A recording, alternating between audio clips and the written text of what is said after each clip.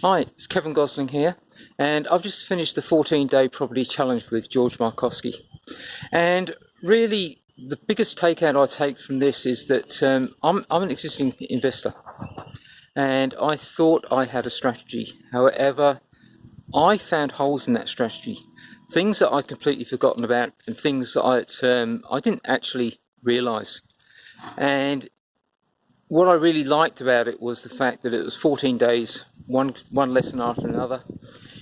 You got the momentum, you also got the homework, which made sure that what you actually learnt got embedded into you. And if you're sitting on the fence thinking, shall I or shall I actually do this 14-day challenge, then no matter whether you're an existing investor or whether you're a novice or haven't even started, I suggest you go for it. And don't forget that if you're sitting on the fence thinking, shall I or shall I, if you procrastinate and do nothing, you're guaranteed to fail. So go on, what can you lose? You're going to get value for money, you're going to get more than value. And I wish you good luck on that. Bye for now.